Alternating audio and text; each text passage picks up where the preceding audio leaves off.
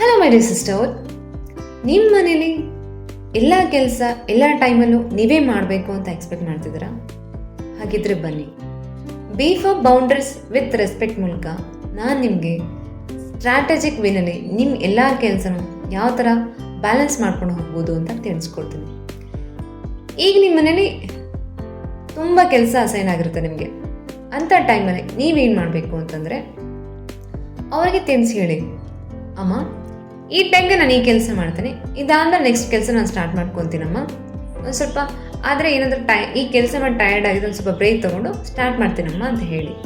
So ಆಗ ನಿಮ್ಮ strategic way ಅವ್ರಿಗೆ ನೀವು ಕನ್ವೆ ಮಾಡ್ದಂಗೆ ಆಗುತ್ತೆ.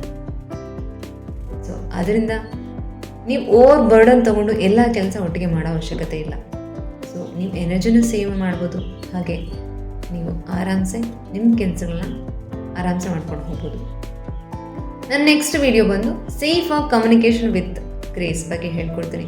ಹಾಗೆ ಇದೇ ಥರ ಮೋರ್ ಸ್ಟ್ರಾಟಜಿಕ್ ಟಿಪ್ಸ್ ಬೇಕು ಅಂತಂದರೆ ನಾನು ವಾಟ್ಸಪ್ ಕಮ್ಯುನಿಟಿಗೆ ಜಾಯ್ನ್ ಆಗಿ ನಾನು ಎವ್ರಿ ಡೇ ಸ್ಟ್ರಾಟಜಿಕ್ ಟಿಪ್ಸನ್ನ ನಾನು ಹೇಳ್ಕೊಡ್ತಾ ಇರ್ತೀನಿ. ನೀವು ಅದರಿಂದ ನಾಲೆಜ್ನ ಗೇನ್ ಮಾಡ್ಬೋದು. Thank you.